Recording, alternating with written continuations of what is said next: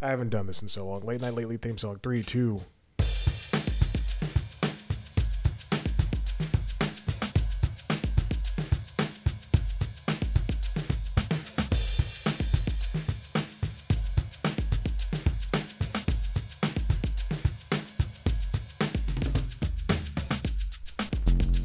And welcome back to Late Night Lately, the late night show.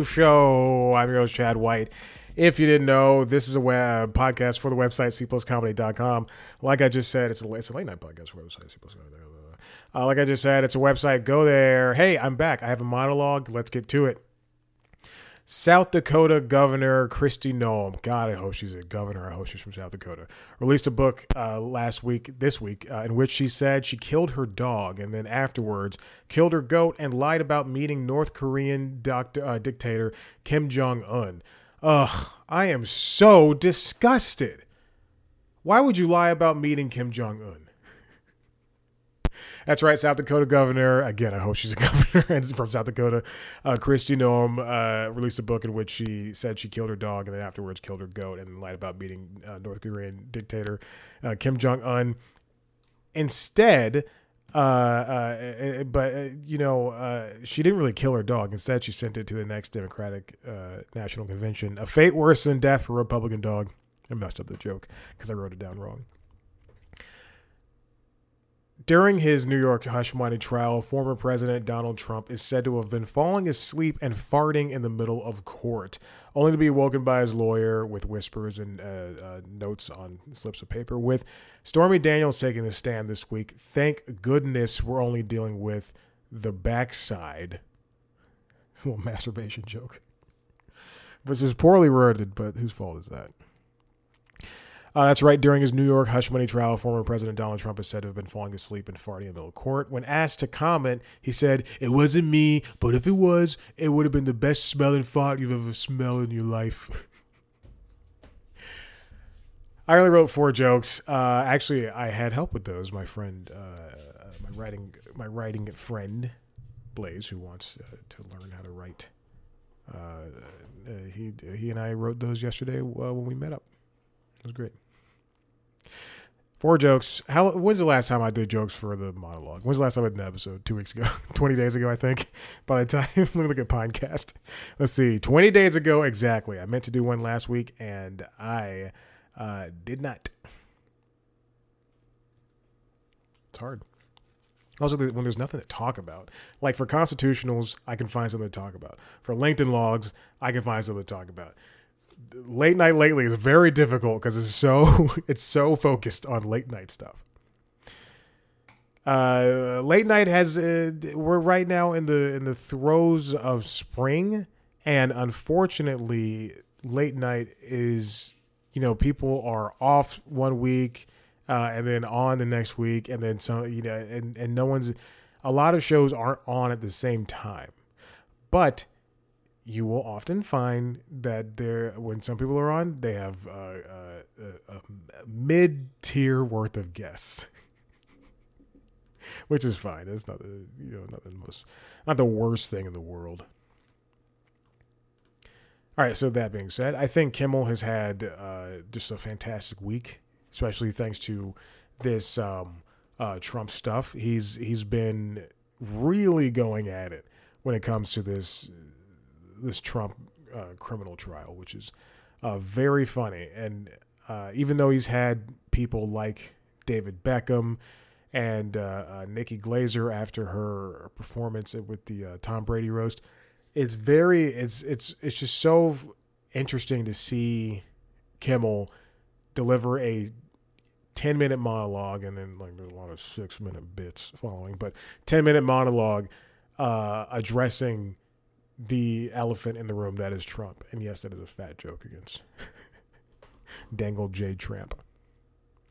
And I just think the past 2 weeks for Kimmel have just been, truly has been on his A game. Seth Meyers has had a really good set of weeks, especially coming off of a 2-week vacation, and he's been able to comment on the hush money trial as well. And he's also had a lot of good guests. In one episode this week, he had Joel Edgerton, Lily Gladstone, and Cola Escola and then, or is it Escuela? I think it might be Escuela.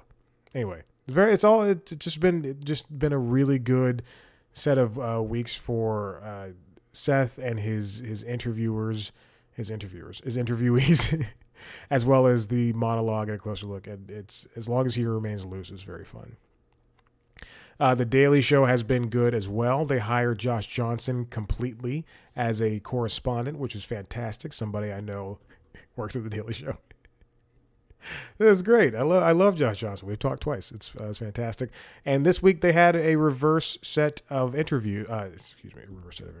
reverse hosting duties. Jon Stewart hosted last night's episode, the Thursday episode, as opposed to the Monday episode, because he was at the Netflix as a joke festival and he was doing all the LA stuff. Which means Jordan Klepper got to host Monday through Wednesday, and it's really good, fantastic. The Daily Show is the Daily Show. It's still so good, and it's very. Yeah, I don't know what it is about the Daily Show. I don't know if it's because it's so smaller and focused when compared to the other late night shows like Kimmel and Colbert and Fallon and Seth. But I do think that there's a necessity for all of these late night shows. Including and After Midnight as well. I don't know why I did not name After Midnight.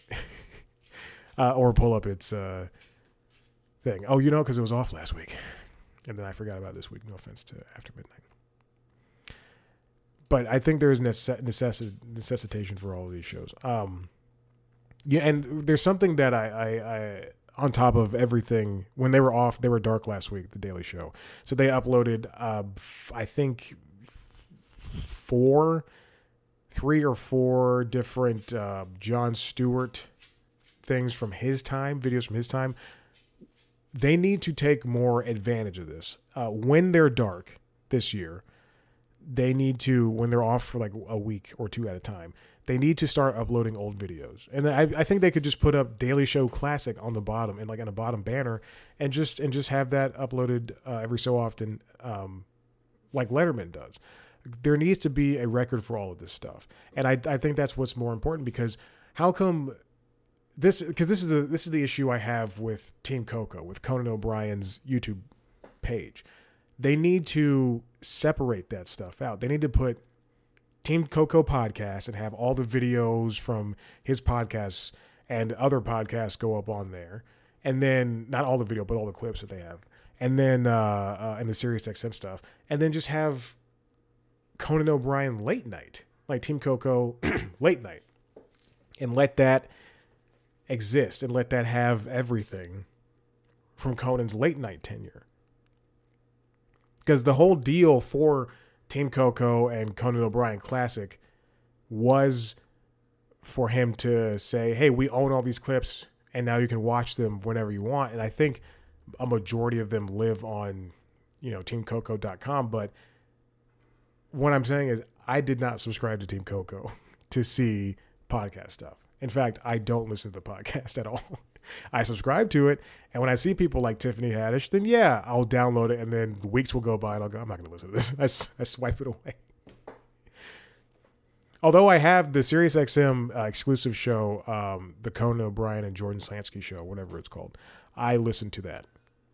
And by listening to that, I mean I was 6 episodes behind, because I do like one a month, I think. And I had some free time, and I went, you know what? I'm going to listen to these at twice the speed. Very true. Then Jimmy Fallon, as the resident, this is a compliment, as the resident goofy doofus over there in late night, playing games and everything. He's the only one still playing, because there's no one else playing games besides after midnight, whatever. It's great to see people like Lin-Manuel Miranda and his dad do interviews and to see Jimmy play games with Hannah Waddingham. I don't know if he did that, but there's also a trailer for his 10th anniversary special. I believe it's airing sometime next week, and that'll be the topic for next week's episode. I talked about Kimmel. Where's the Colbert Show? Where's the Stephen Colbert Show? You know what? Truth be told, I didn't watch a lot of it this week, And then I turned on last night's episode, which was the May 9th episode.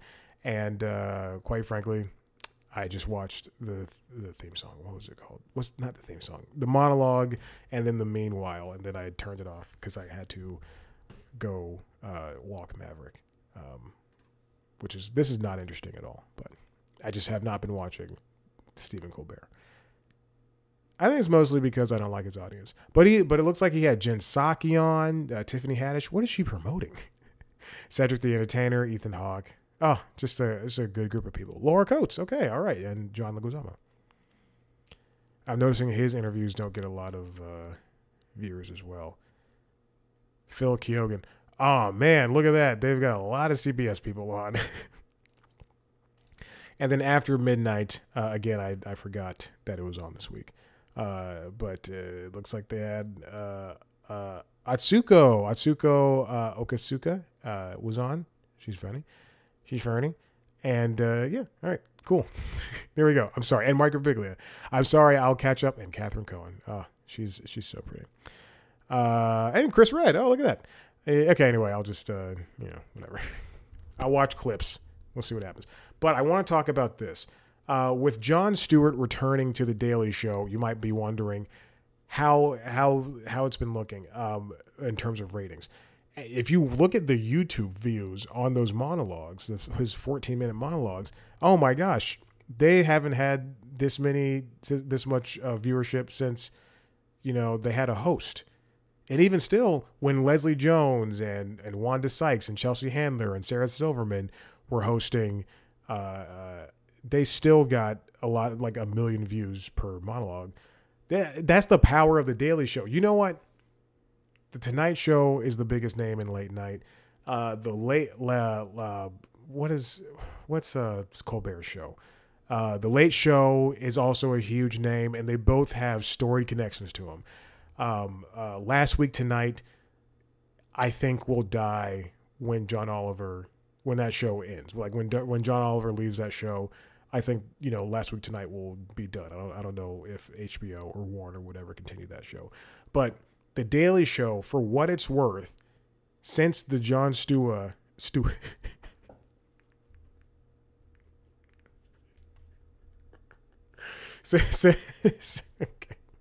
All right, that's the title of this episode. Jon Stewart. Since the Jon Stewart era. Jesus Christ. Since Jon Stewart was hosting that first round, the show has always been in a light that people only see it favorably. And even when, all the racists stopped watching because Trevor Noah started hosting and people were like, I miss John, and Colbert left, it was still a powerhouse. And I think part of the reason why is because, A, they hire a lot of younger writers compared to Colbert's show. And Colbert's Late Show, not the Colbert Show. I don't know what the writers, but I assume they were 50 to 60-year-old white men. Or at the time, 40-year-old white men. And then when he went to the Late Show, the 50-year-old white men. And so they hired a lot of younger writers. And when Stewart left and Trevor came, they really steered hard into YouTube and social media. And that is a strength of The Daily Show now, because I think it has the best social media game out of every single one of these late night shows.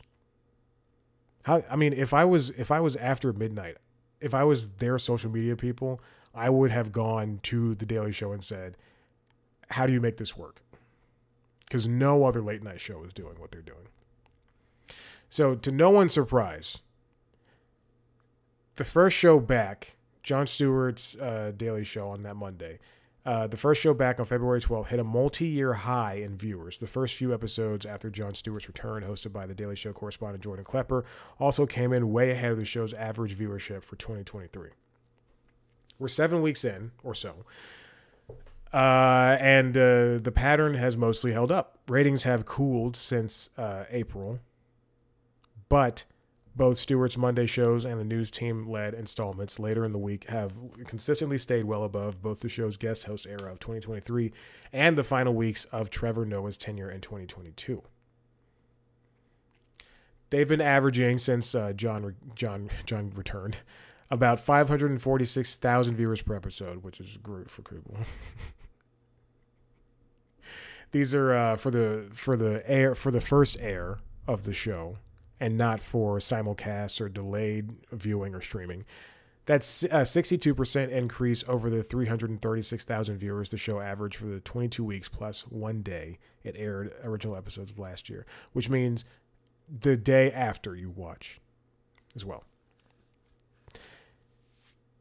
Monday nights are far and away the most watched, obviously, because of Jon Stewart. The 9 episodes he's hosted, not including March 18th, have averaged just under 880,000 viewers, which is more than 2.5 times the show's average. I think it also helps is that the show's on Paramount Plus now, because when, I think last year, and also when, you know what? At the end of Trevor's tenure, that's when it was also on Paramount Plus, but it was not on Paramount Plus when he was in the throes of hosting. Because I remember that it was a big deal when I went, oh, it's on Paramount Plus. To me, it was a big deal to me. Yeah, I mean, as soon, when we get closer to national conventions, because I do believe the Daily Show is going to the Democratic National Convention. Don't quote me on that. Let me see, actually. Daily Show Democratic National Convention. I have the internet in front of me. Let's see. Yes, the Daily Show, this is confirmed as of April 29th, 2024, is going to the Republican and Democratic National Conventions. This comes from Variety, written by Michael Schneider.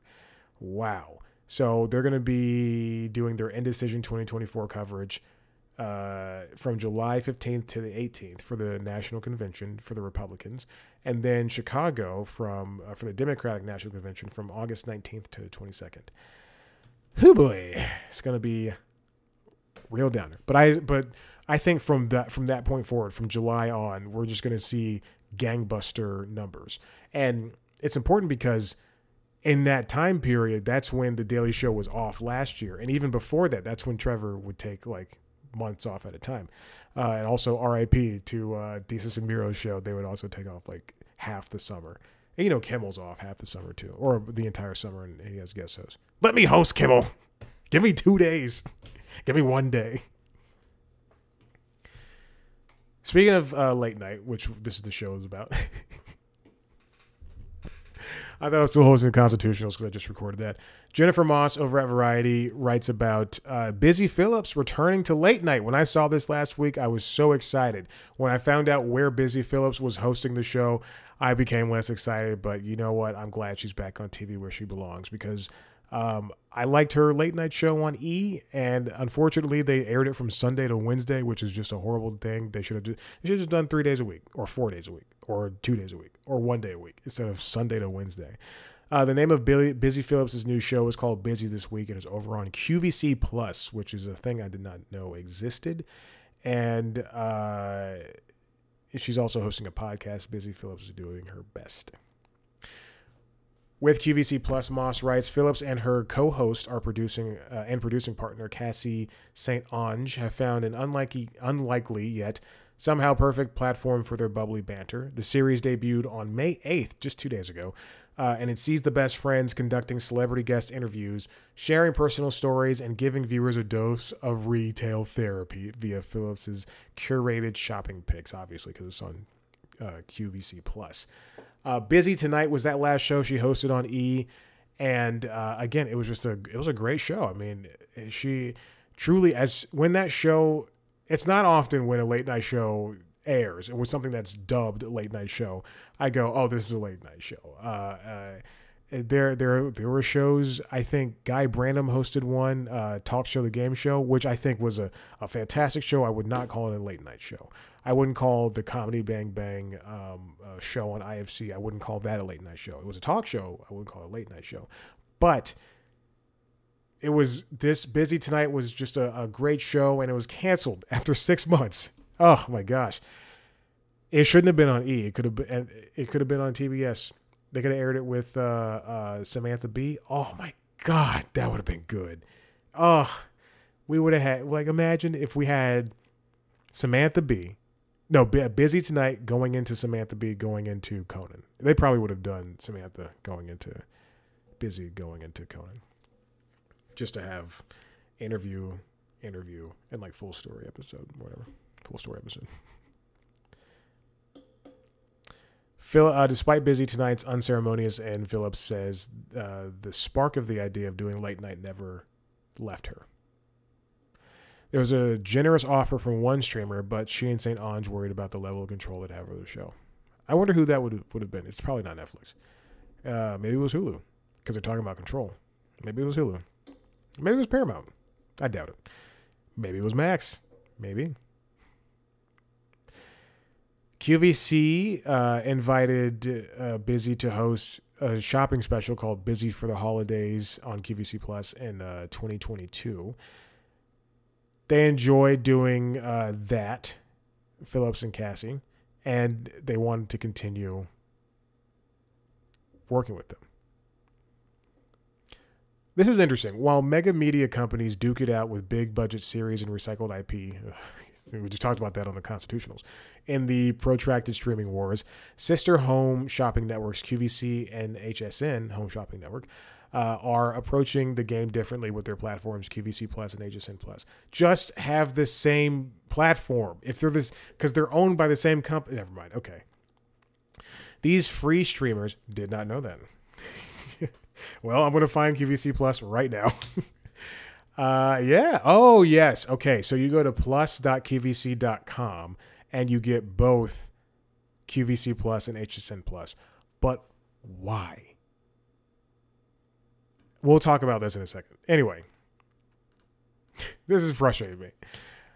These free streamers are building out their programming beyond content centered around selling you stuff. Make no mistake, that's the end game of the network's business model. But the strategy for getting there is to make the experience organic. I'll tell you this right now. You can't buy C Plus Comedy. But I will host a show on QVC Plus and HSN Plus. I'm not kidding. I will do it right now as we speak. Okay, first things first, on plus.qvc.com, you can download the app on every major platform. Android TV, Google TV, Apple TV, LG, Roku, Fire TV. Okay. It is a single app. Okay, QVC Plus, HSN Plus. That's what it's called. QVC Plus and HSN Plus. That is the name. The and is part of the name. And it's not an ampersand.